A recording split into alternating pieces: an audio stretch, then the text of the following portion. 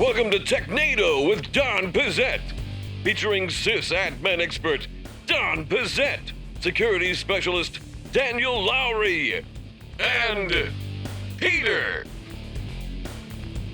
Hello and welcome to Technado with Don Pizzette. I'm your host, Peter Van Rysdam, and I am joined this week by Daniel Lowry. Daniel, how you doing? Hey, how's it going, Peter?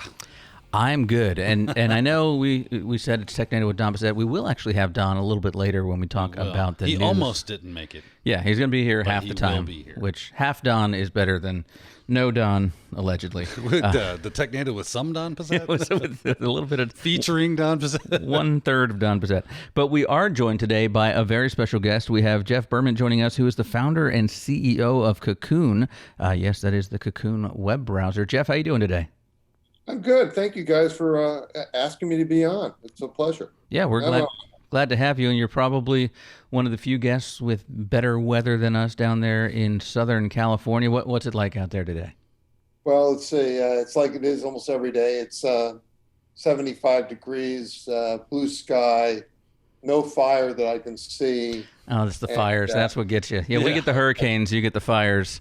But Always We something. gotta have fires. I mean, come on, you guys. There got to be fires all the time around us, and usually are. I mean, today is a clear day, but yeah, yesterday, 3 days ago, there was a fire.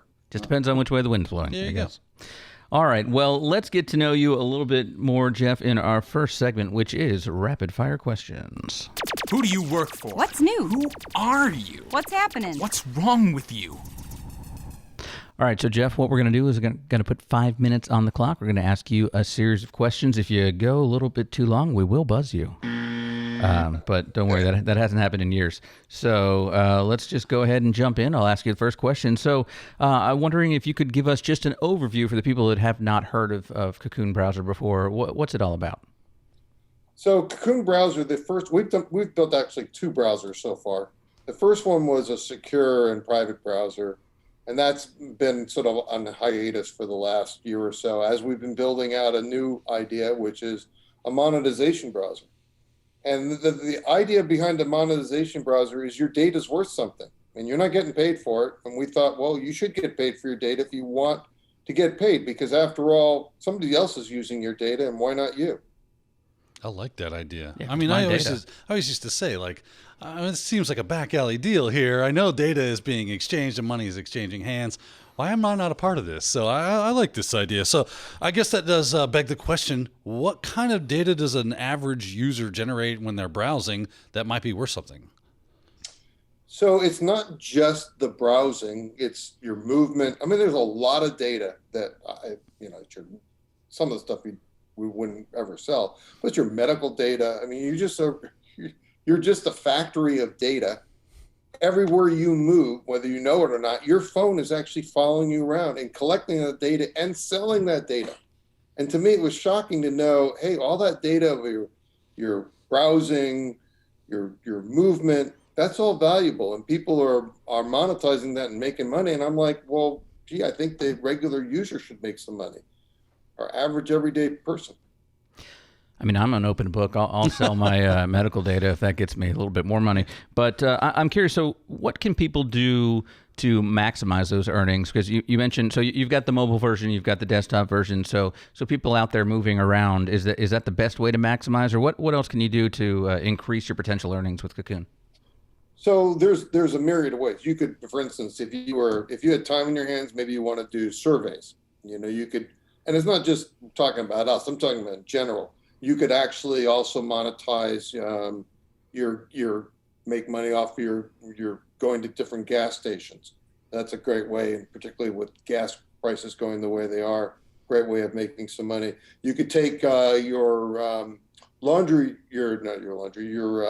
shopping list, and you could actually put that into one of the apps and get money back for telling people where you go shop and you're buying peanut butter or whatever you're buying. So there's lots of ways now that your data is valuable, and frankly, people, should take advantage of this. I mean, it's a trucker in our world. A trucker can make $25, $30 a month on his data, just his driving, and people are interested. Well, where's that trucker going? Very interesting, actually. I find people's movements fascinating as well. So I think it's an interesting concept. Now, That said, what was the impetus behind this? From what I understand, you were in real estate, or maybe still are a little bit, or what made you go, you know what, forget real estate, where it's at is browsers.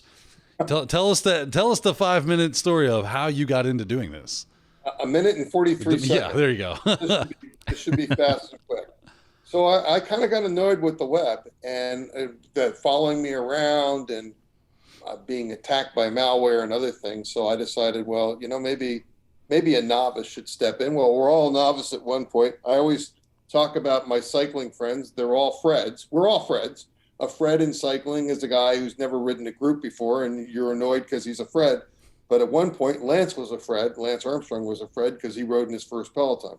So I decided to get into technology, and we built the first browser, which was a great browser. It's a cloud browser, meaning that everything you did, now it's, times have already caught up to us, was stored in the cloud. So all of your, data was stored. You could access from any device you wanted, and that was our first product.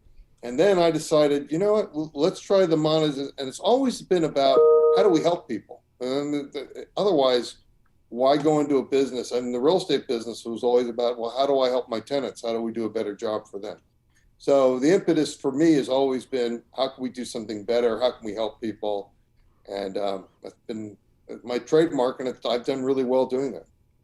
So I know this is a Chromium-based browser, and obviously the real thing that stands out, obviously, is the ability to make money off of your data. But is there anything else unique about the browser that makes it stand out?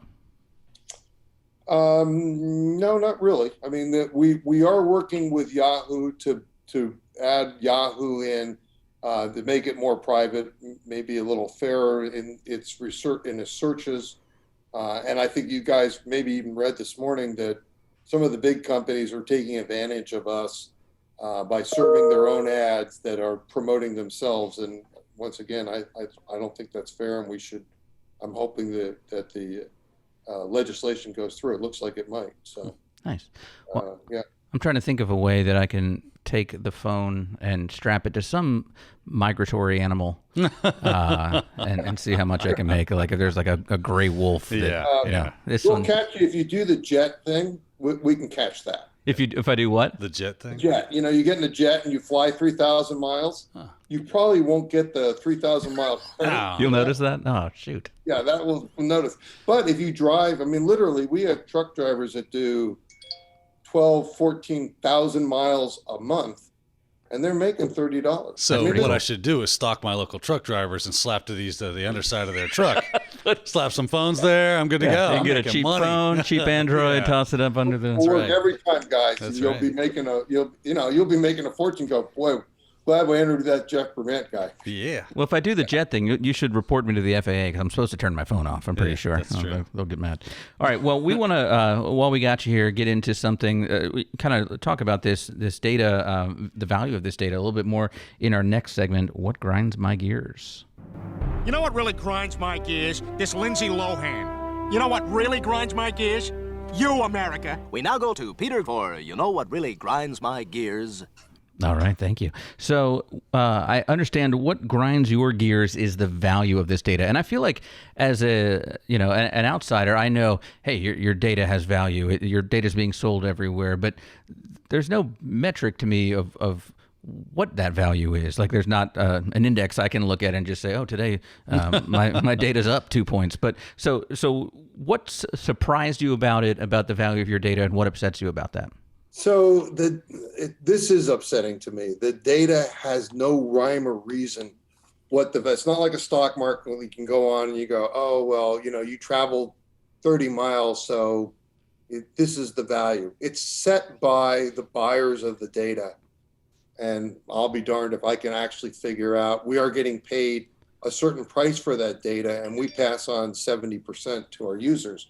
But it is annoying that you can't you can't really get, like, you can't go to the market and go, well, today the data's worth, $23 and yesterday was worth 22, and just it's the sale of the market. It just doesn't work like that. And this is really new. I mean, there's only a few of us companies that have jumped into the space. And so we're all just kind of learning about the value of data and how do you make it bulk valuable your individual data is valuable, but so is the bulk. And it's a complicated, messy world in there. Do you see that value change periodically? And if so, is it what, daily, weekly, yearly? Like, how often do you have to renegotiate these deals, or is there just a price that you've agreed on and that's what the data is worth? Well, you're always surprised because sometimes they tell you, oh, well, I agreed on this price, but if you read the contract, we don't have to pay you that price. So in that sense, it's a little difficult. We're always trying for our customer to get the best price we can. I mean, that's my job, is to see what we can do for you, because we'll profit along with you. That's what I like about what we've built, by the way. We profit when you profit. If you don't use it, we don't make any money. We don't get to go sell that without you. I mean, that's just the way it is with us. And so it's a little helter-skelter as to the value. We have a set price right now, and users are pretty happy. We see the stickiness doing really well. People, they're making $5, $10, $15 a month, and they're pretty happy with that. Is there any way to artificially inflate the price of my data, like control the market? I'm looking to game the system here. Yeah, you can game the system. We have guys that are gaming the system where they've been to 44 million pages in 1 month. They're not going to get paid on the 44 million pages, because we know how many pages you physically could do in a month. I mean, that 44 million. I take it that's all in the contract. Yeah, I imagine. The terms of service. My roommate in college, I remember there was a site that would pay you for how long you were using the computer, because it would show different ads in your browser. Right. And he downloaded one of those things that would just move your mouse every minute or so, and that didn't last that long. But so I'm curious, that value being lower than you expected. Do you think that's just an issue of there is so much data being generated right now by so many people every single day that it's flooded the market and supply outweighs demand, or what do you think the reason is? Yeah, I think that's part of it. Is also part how many people you have. So the more people that you bring on, the more that data is actually worth, the more you're going to get. So it's a matter of bringing more and more users on, finding ways, and it's kind of a pull push. It's a difficult situation because your users want to make a lot of money, and if they don't see they're making a lot of money, then they disappear, and you got to go out and buy more users. So it's a tricky business. I like it because I like see people getting paid for their data, and I think that's the takeaway for me is you can go totally private, and we can talk about that in a couple minutes, or you can take your data and at least get paid for it. I mean, to me, it's almost highway robbery that you're not getting paid for that data, and you're putting it all out, and somebody's profiting. They're getting 100% of something that you should be getting. I mean, Andrew Yang and I have had a couple long discussions. The guy who ran for the mayor, the president. Yeah, we've had a couple long discussions with his team and him about that data belonging to you. Now, do you get because browsers can run on your mobile device or on your desktop or laptop? Do you get more money if it's on a mobile device because it's getting better, like you say, like if I'm traveling data, around? Yeah. So is that so? Okay. Yeah. The be honest with you guys, the browsing data, we haven't figured out the full model yet. That is we're not getting. We need a lot more customers to really understand that. So we're paying nominal amount of money what we're getting paid, but the real true right now value is in that movement data. So if you take our app, and by the way, I'm hoping within the next few days, we'll actually have released iOS. Right now we just have Android, but we're waiting to get our final approval for iOS, and you can try it out for yourself. And I do maybe $2 or $3 or $4 a month. Well, it's not a lot of money, but it's worth something to me. Yeah, it's more money than you had before. As my pappy used to say, that money's just as good in my pocket as it is theirs. Exactly. It's so easy. What we've done is we've set it up so it's a PayPal account. So you put your PayPal account in, and then monthly we write you the check and we put it in your account, and it's cash. Wow, that's easy. You're not dealing with Bitcoin. You're not dealing with, because my premise, I love Bitcoin. I love where it's going. But some lady in Nebraska is not going to understand how to do Bitcoin. Yeah, you open yourself up to a bigger market if you're able to use quote unquote real money. Yeah. At this point that people understand. So I want to ask if people are ready to check this out and interested in making some money off of their data. How do they get started? Where do they find the browser? So for Android, it's trycocoon.com, and that's downloadable right now. And you'll see when you start messing around with it, you'll see that there's literally, you can track every 24 hours. We update. We don't get real time, but we update what your earnings were, and so you can actually track along. And you'll see, one day I went to the grocery store and came home and made 1/10 of a penny. Next day I drove to see grandma who was 300 miles away, and I made 50 cents. And so you'll actually see that we wanted to make sure that people could see that their movement was making money. And then of course we have guys that are underwater or doing 12,000 miles in the day, and they've got a submarine or something, and they're making $70. Yeah. But we don't pay those guys that are in the submarines that are doing 12,000 miles, because we know that they can't really do that. Yeah, you don't get a lot of great location data from. I was in the trench in the middle of the ocean. Yeah. It's not too helpful. Could you imagine? How about we should have done this with? That would have been a great gimmick to do this with Star Trek guy. Oh, William Shatner. Yeah. Really, we should have put one. We should have had him go into space. Now, I don't know that altitude is really impacted in GPS data. He's in the same spot. He's just a lot higher than he was. So he probably moved like 15 feet over to the west. He's in the same room. So he moved one iota, but he went up and he went down, and he only went 60. I mean, how many miles up? 60 miles? Yeah, something like that. Yeah, we didn't get paid much anyway, so maybe that was. Yeah, we'll see. He came down and he looks at it and goes, I only did 3 cents. Yeah. It's worth it in the advertising for Cocoon. How much was the fuel cost for this? Yeah. Oh, well, That's a lot. Yeah. But if he had been browsing Amazon, That Greta Thunberg's gonna be pissed. if he had been browsing Amazon in the browser as opposed to in the app while he was up there, he maybe would get a little bit more. Yeah. So if you had mentioned that you had the cloud version of the browser, the private version, not the one that paid you, but the one that basically didn't collect or store any of your information. Is that coming back? Is that something we can look out for soon? Yeah, that's we're changing the dynamics a little bit of that. We're moving towards I don't know if you guys know the DuckDuckGo model, the Brave model. We're moving towards that. We should be. I'm hoping by the end of the year or the first of next year we'll have that out. It will be interesting to see. We haven't quite decided who our buyer. We don't have a buyer, but who our users are going to be. And we think one of the areas that is interesting to us is the news feeds, the center right. What kind of feed do you want? What do you want to see out of your browser? I don't know if you guys realize that all the browsers are being censored. And I take homage to censoring. I think I'm a kind of guy that thinks that, I don't think everything should be said. I don't think everything that you think should come out of your mouth. That's for sure.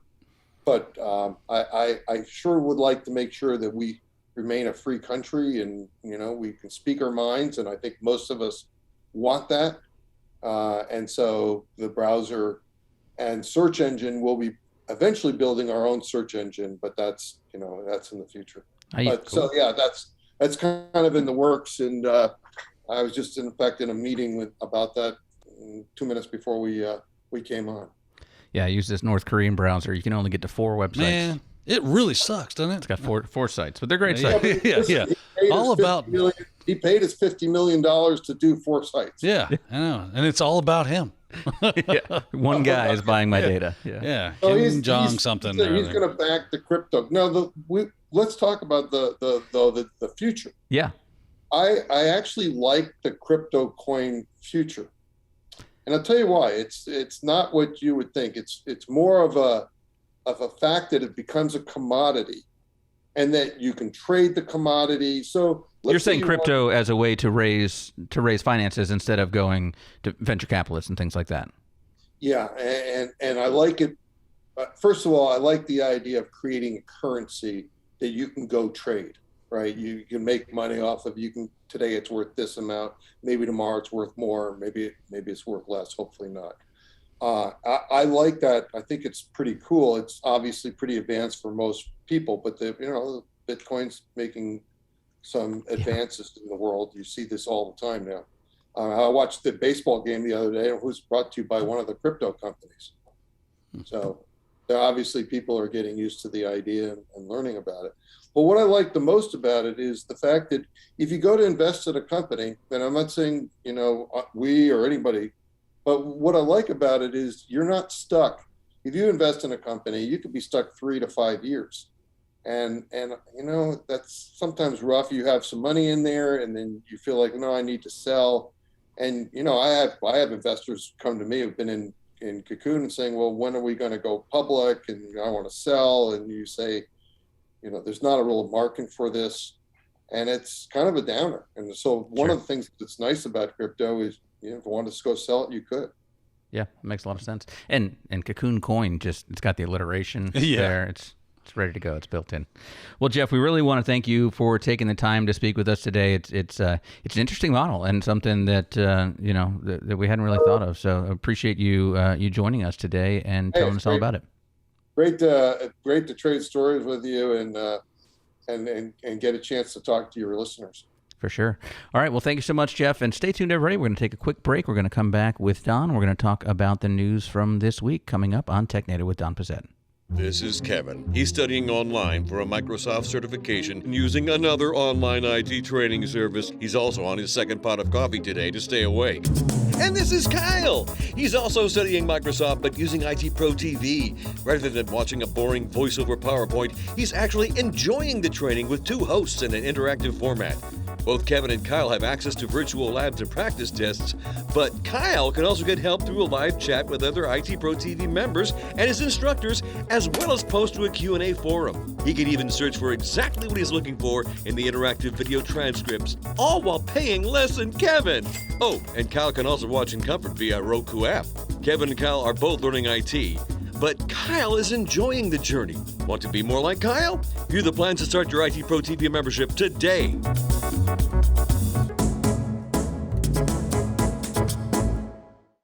All right, welcome back to Technado with Don Pizzette. And speak of the devil, we have found Don Pizzette. Don, how you doing? I am doing great, ready to jump off to the airport as soon as we're done here. So weird schedule for me. Yes. Yeah, definitely. And still Daniel. Yeah, still me. Sorry, everyone. Same old Daniel. I wish I was better. I'm sorry. Yeah, we do too. Yeah, we do too. Viewers, everyone. That's something we can all agree on. All right. Well, we've got a lot of news to get to, and there's some breaking news, something that just happened the day before we filmed this, another big Apple announcement. Didn't we just have an Apple announcement? You mean the 14 0 days they've been having? So, well, there's that announcement that they don't bring the PR team out. No, they don't. Let me read the headline here for this one. This one's from ArsTechnica.com. Apple intros 14 and 16-inch MacBook Pros with display notches, M1 Pro, and M1 Max. Display notches, that one's not a feature.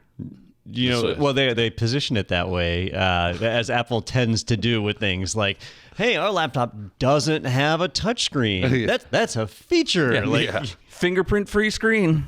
Do you hate touchscreens? Yeah. We've upgraded our laptop to have less touchscreen than any other. I like how Don gets around that by just getting the iPad Pro and the keyboard. Yeah. Like, look at that touchscreen iPad, baby. I fixed it. I did the thing you should be doing. The last announcement was about watches and devices and things, and this one is about computers and new computers on the Mac or on the Apple Silicon. So what do we got here, Don? Well, so the reason they spread these announcements out is, one, it's a lot of new stuff, right? So they did announce several new things. But the other reason is this week they're announcing new Android phones. That's going to happen, I believe, today, if you're listening to this the day it releases. So Apple needs to get a little bit of PR. So that's why they spread this out, is to overlap with other people's events. But the big part of the event yesterday was their new laptops, right? They announced some new AirPods and HomePods and junk that people don't use. But the new MacBooks are kind of the big deal. And there have been a ton of rumors that I'll say I did not believe, but darned if they weren't all pretty spot on. So the new MacBooks are really interesting because in the past, they always tout new features like, hey, we've got Thunderbolt 4 or this new resolution on the screen and so on. But this time, it was the most bizarre announcement ever. And let's pretend here for a moment, because did either of you watch the Apple event? I did not. Okay, so is that a rhetorical question? I did watch it, and I'll tell you, I am using my iPad today, but normally I'm on my Lenovo laptop, so I'm fairly vendor brand agnostic. neutral, vendor agnostic. But if we just dropped the Apple name and pretended like this was an announcement from another vendor, like let's say this is a Lenovo announcement, okay? You are going to be so excited by our new Lenovo, the best Lenovo laptop that's ever been manufactured. I just got chills. Better than any other Lenovo. Ooh. And let me tell you some of the features. We've added an HDMI port to our laptop. Brace yourself. Oh, man. And I'm not talking about a micro HDMI or mini. It's a full-size HDMI port ready to plug into your latest and greatest technology devices. I wish I would have worn my helmet because you just blew my mind. Yeah, amazing. And it doesn't stop there. On this latest, newest Lenovo, I've only got one more sound effect. So. A memory card slot. Ooh. You can plug an SD card in the side. You spoil me, sir. Hey, if you are cutting edge, do you have a digital camera? Oh, yeah, I do actually. How in the past have you possibly ever been able to read pictures off of that? Well, I haven't. I've just had to look at it in the camera. Throw it away. Yeah, it's awkward, isn't it? Throw it away. Yeah. But now we have an SD card slot in. And you know what? We had a power adapter in our Lenovos 5-7 years ago that people really liked that we got rid of. Well, you know what? We're bringing it back. Oh, no, you're not. We're bringing it back. The magnet one? Yeah. And so if we talked about that last week. Yeah, we did. Yeah. So anyhow, from any other vendor, it's the most ridiculous, dumbest presentation on the planet. But from Apple, it's amazing. So you know what it is? Is that every other company started kind of like going the way of Apple because, we got to follow Apple. They're the trend maker. And they went, crap, everybody's starting to be like us. What can we do different? We'll be like them. Yeah. All the things that they just went away from. Well, in Apple's defense, I don't think they're trying to be like other people here. Yeah. They're going back to what was successful, and they've realized that if they're going to put Pro on the name of a laptop, they need to think about professionals. And so honestly, I would say I think that this is a good move by Apple, right? I think that to see them. People are complaining they want these features. They were not getting these features. They kept running away from these features. And finally they said, hey, I think we're making a problem here. We should listen to our customer base and give the people what they want. And they did. That to me says, okay, Apple, now you're starting to garner my attention. All right, so the MagSafe adapter is back. Okay. Love it. That's good. Everybody loves that, yeah. right? You can get 32 and even 64 gigs of RAM in models. Ooh. Again, it's something you can do on any other vendor, right? But right. Now Apple allows you to. So there's that. It's still got that sweet touch bar, right?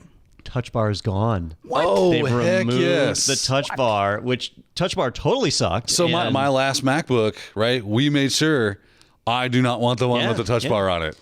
And it added $300 to the price of the laptop for something that you weren't even going to use. Yeah. So that's gone. So really, I think the way they should have named this event should have been, we fixed our mess ups. And so now they've returned to basically the MacBook from 5 years ago. Right. But with better specs. It does have the new M1 Pro or M1 Max processors, which are really fast. The extra memory. It is unified memory. So your video, like if you allocate 6 gigabytes of video RAM, that's coming out of your regular memory. Oh, okay. So there's that. But I think it's actually a really solid entry in their laptop environment, and it's something they shouldn't have changed 5 years ago. So now it's kind of like going back in time. I mean, why was my big complaints, right? They took away all my ports. They made it right. Mm-hmm.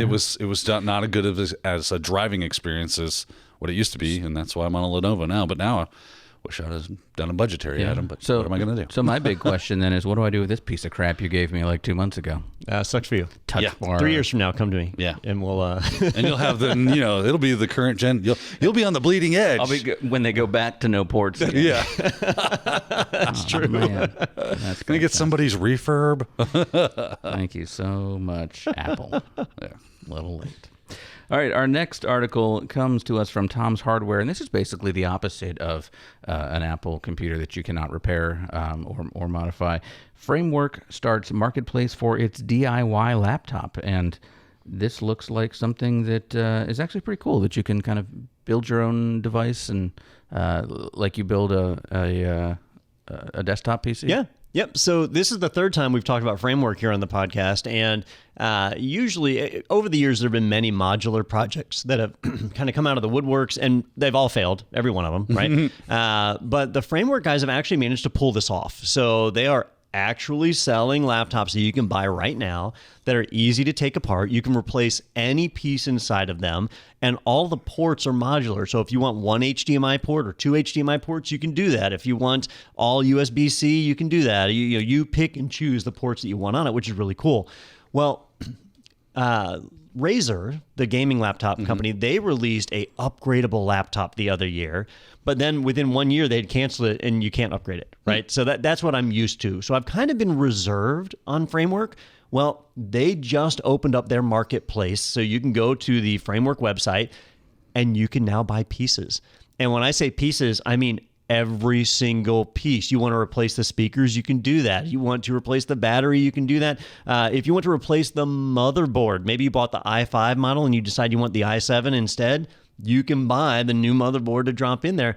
They're actually making good on their promises on this. Every single piece is replaceable. It's all labeled. It's extremely easy to fix. If you've scratched up your case, you can buy a new case. They're delivering on that promise. And I had to say, it's time for me to get a new laptop. Mine's 3 years old, and that's the rotation I'm on.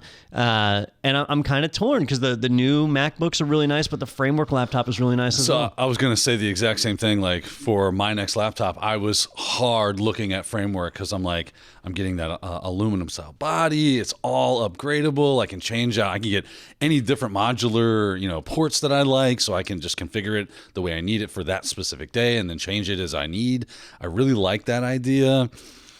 Oh man, but now that those MacBooks, it's a real tough toss up. With the M1s are super fast and being able to get 64 gigs of memory, it's like. So I could do all VGA. I don't know if they have a VGA card. I doubt highly that probably they have not. a VGA Yeah. card. You know what? Send it to their R&D. We'll see. Yeah. Well, I mean, for some things, obviously, you have to take the cover off and get into there. Yeah. But for things like the ports, are those like hot swappable? Like you could have a couple in your bag for extra things. So these little modules that you pop in and out, and they even have ones that have like 512 gigs of storage. So it's like adding a hard drive, but instead of an external hard drive, it's kind of plugged in. Yeah, it's neat. It's cool. I like my reservations on it, apparently Linux support is not perfect. There's a couple little things that are iffy. But also, I have no idea how loud the fans are. And we had that with those System 76 suckers. They sounded like they were jump jets. You can just take them out. Fan noise. So fan noise is a big deal for us because we record. I think for a lot of people, it's maybe not a big deal. Well, nobody likes having a fan running. No. Yeah. Now, I will say, though, like Ronnie's MacBook, that joke, because some of the stuff he does, it will spin those fans, but I can hear it. Oh, this one too. yeah. Because I'll export videos and things in Premiere, and it'll get going. We're like, is it taking off? It might be taking off. Peter, yours is still an Intel though, right? Not an M1. Yes, correct. I bet the M1's silent. So I did see some like upgrades when it comes to the M1 because not only has there been apparently some fan talk around the water cooler, but the heat. Like they get they do get hot. They get super hot. But you can open them up, and there's like some thermal like padding that you can put in on top of those pieces. I don't know if it's in the Pro, but I do know that you can do that in the Air, and then makes a big difference. Like well, it helps transfer the heat better from the chip to the aluminum body, dispersing it, making a giant heat sink. Oh yeah, and dispersing it even better so it doesn't burn your legs and stuff. Right? Can you find a way to harness that heat back into energy?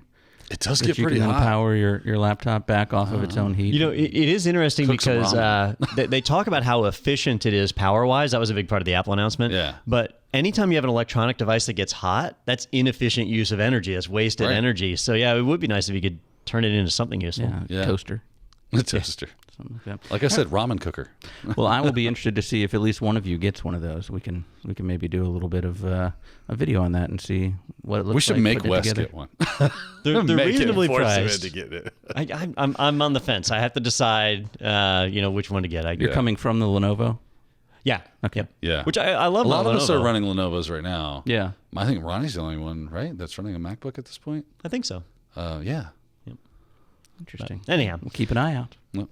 All right. Our next article is from omgubuntu.co.uk, where all the kids talk about Ubuntu.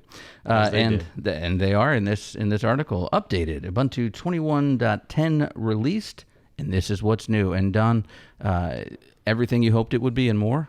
Sadly it wasn't. It's October, and Ubuntu releases a new version every April and October.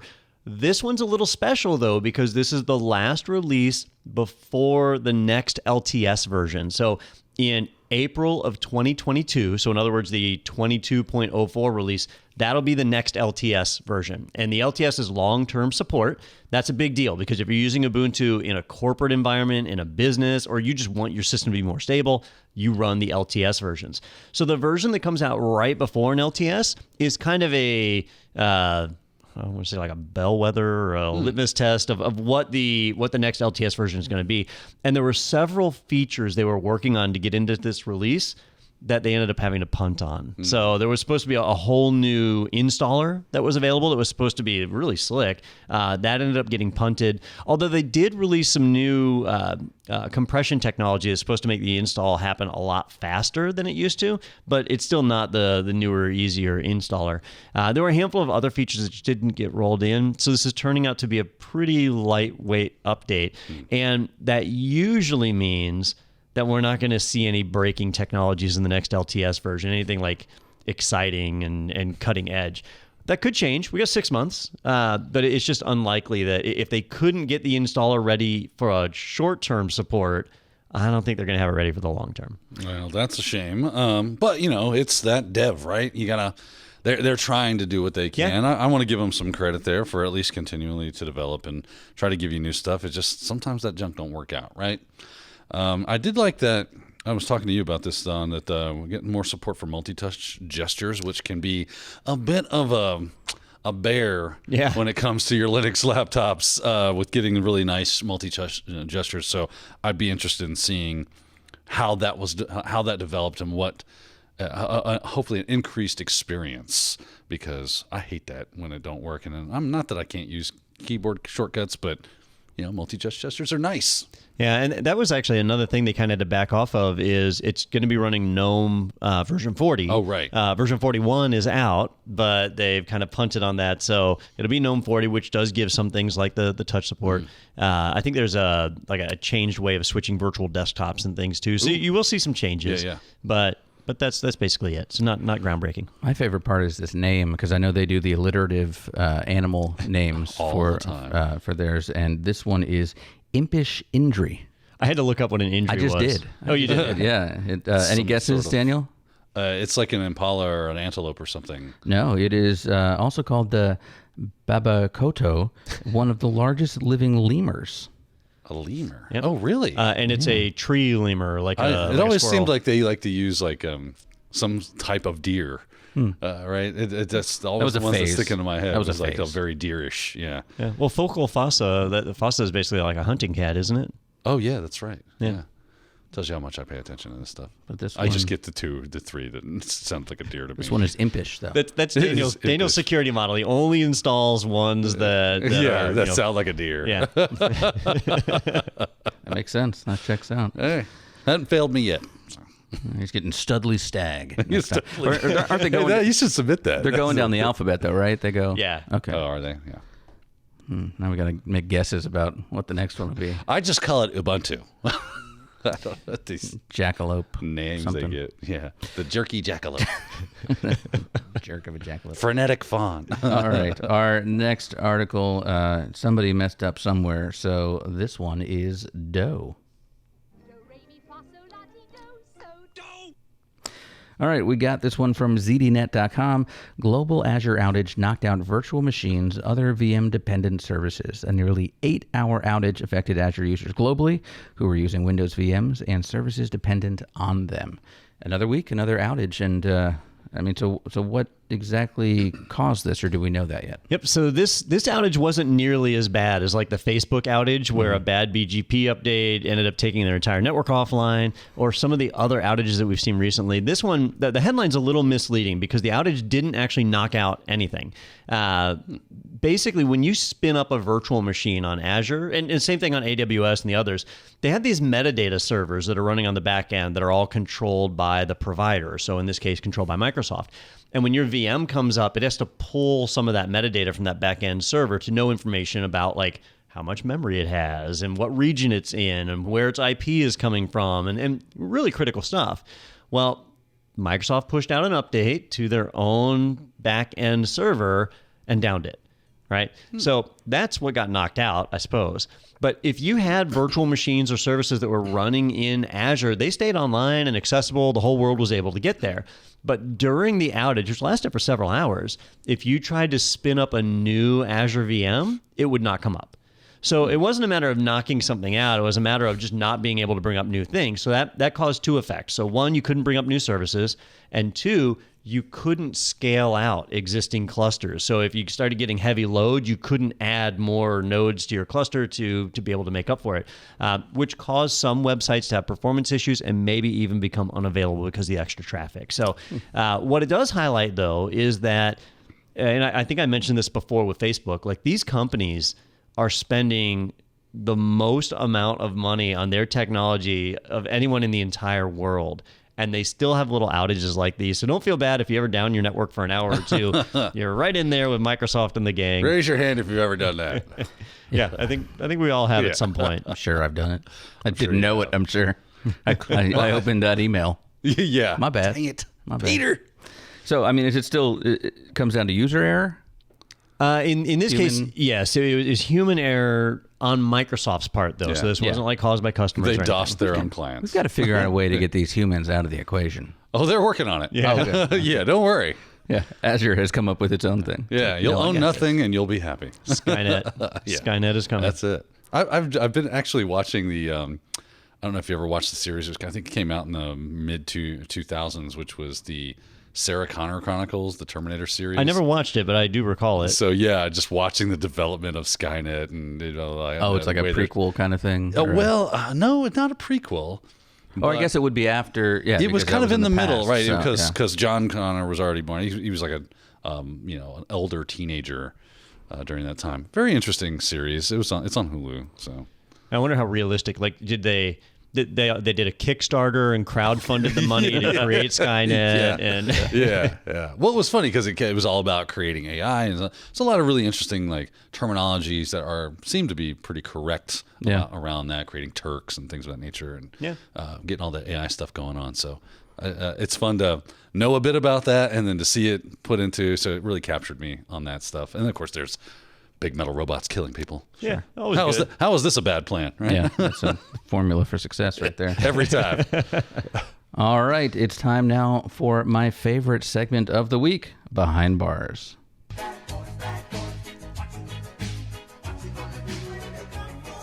Break the law, and you'll go to jail. Is this your favorite segment because you miss jail? Yeah. Good times. Good times. Yeah. Right? Hey, a cot and 3 square meals, that's the dream. Not cooking. That's the dream. Not doing dishes. Good friends. That's right. Really good friends. Like really really good close friends. Create a bond. Yeah. All right. This one comes to us from WFLA because, of course, it happened in Florida, where Florida woman, no, not Florida man, No, Florida it's supposed woman, to be Iowa woman, right? Or some Ohio woman. Yeah, That's the thing. It's always Florida man and Ohio woman. Yeah. When they get together, meth ensues. They make Florida woman. Yeah, exactly. Florida woman hacked flight system, cleared planes with maintenance issues to fly, police say. And I just love her mugshot on this page at WFLA. It looks like, because there's a watermark, it looks like she has a Like a really cool five-head? beard. No, like a beard, the beard with no, like... She looks like she has no eyebrows either. Yeah, but that was meth. That was in the lab. Meth. Right. Just a bad Small a bad explosion in the cook. lab. Yeah. Lost those brows. Took care of that. But so this is not. When I saw the headline, I thought like she'd hacked into the FAA's flight control systems, and this was more software that's used at a small airport to say whether or not planes are good to go and that kind of thing. There's our standard kind of clickbait sensationalism in the headline, but that doesn't take away from the fact that we actually did have a cybersecurity incident here, right? So what had happened was there was a small airport that did flight lessons. And so they had a lot of training airplanes, little Cessnas, Piper Cubs, things like that. And, students would come and rent the airplanes to go and get their hours to get their pilot's license. Well, there was a father and daughter team that worked there, and something happened with the father. They didn't really go into details on it, but he got fired. And so the daughter was not very happy about that, and so decided to take a little workplace revenge. She logged into their management software, so she had valid credentials for it because she did work there, and then she started messing around with things. So she did things like taking out-of-service planes and flagging them as available for flight, which is just is like reckless endangerment. Dangerous. Yeah. I mean, that could be attempted murder depending on how far it goes. Yeah. Man, too, at least. This plane right? doesn't even have a propeller, but they say it's good to go. Yeah, so. get it on the strip there, boys. I'm not an attorney, but I don't think they can do attempted murder because you would have to show that like she Intent. knew who was going to be in the plane. You'd But get maybe third degree. Negligent homicide Negligent or homicide. Yeah. Well, I wouldn't even say it's negligent homicide because she did something specifically like that. it wasn't an accident. Yeah, it would have to be like a Manslaughter? manslaughter charge. Yeah. Yep. So, but anyhow, she got in and did a lot of bad stuff, right? Yeah. And the owner of the flight school started noticing some problems the next day. He saw one plane that he knew was flagged for maintenance, and it was cleared for flight. And so he started looking, and that's when they found all this stuff that was wrong. They were able to quickly trace it back to the daughter. Turns out she was still using her dad's credentials, though, to get in, which... That means that's bad offboarding, right? Yeah, When you terminate an employee, you've got to disable the credentials. That didn't happen here. But we need Billy's login to get into all these systems, man. I can't just Yeah, it's disable probably just him. the admin password. Yeah. Or something. No, well, Don and I have seen that happen. Yeah, Where it's like everybody in the company has domain That's the one, admin creds. So they went to Sadly, went to the dad, and then he ratted out the daughter. Yeah, basically. Basically, yes. And I told you about this, honey. so she got arrested, and it just shows that computers, we use them each and every day. We don't really think about it a lot, but there are things we can do in a computer that could actually kill a person in real life. And this is an example of it. Hospital systems are another example. You change somebody's dosage or medication, and all of a sudden, they're dead a few days later. So this is a pretty big one. I'm glad that she was arrested. She'll go to court, get her time to prove her innocence.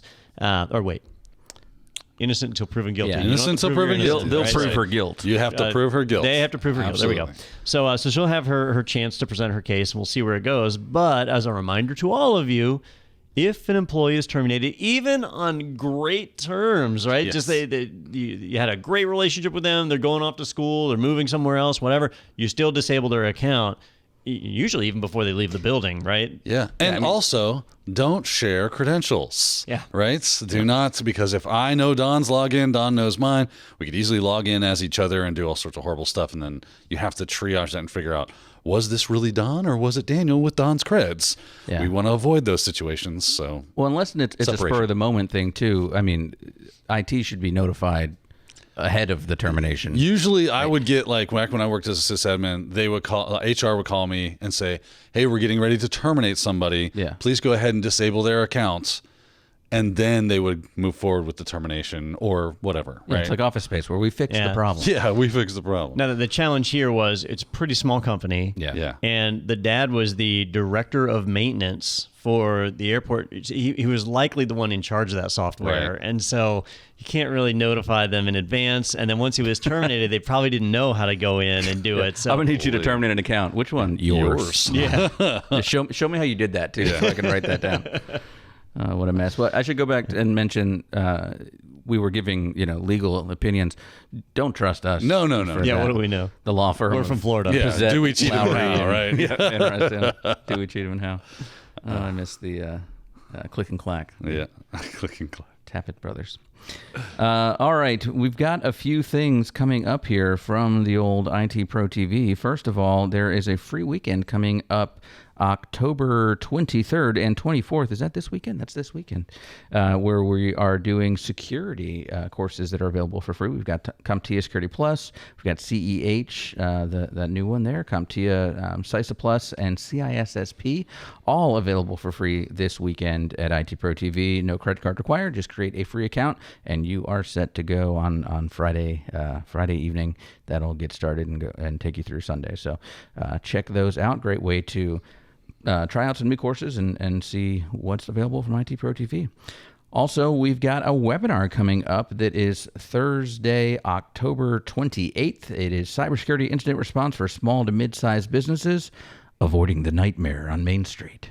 And we may have ominous. Yeah, some cameos from people who make nightmares on streets. I think I've said I really like the way you put that. Yeah, I think I've said enough. Yeah. You talking about those windshield wiper guys? Exactly. That's a nightmare. I've already done it. Pay up. and traffic. Yeah. Traffic backs up. But head over to itpro.tv/webinars. You can sign up for that one. You can check out all of the past webinars that are available on demand to check out as well. But that is the next one coming up.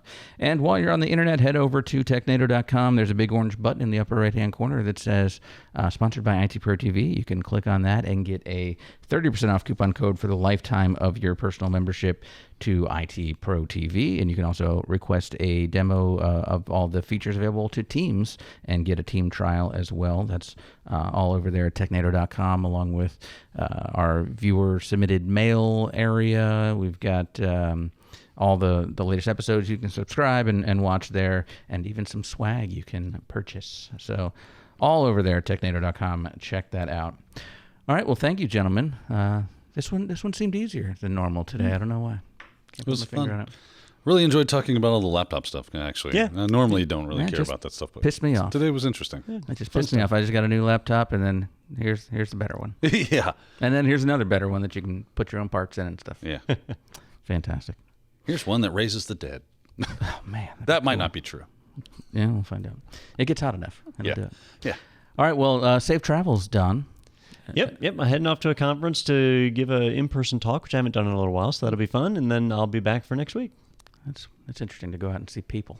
Yeah, I've done people. that a little It sounds They're dumb. out there. bit. They're out there. All right. Well, thank you so much for watching. We'll see you all next week right here on TechNado with Tom Pizzette.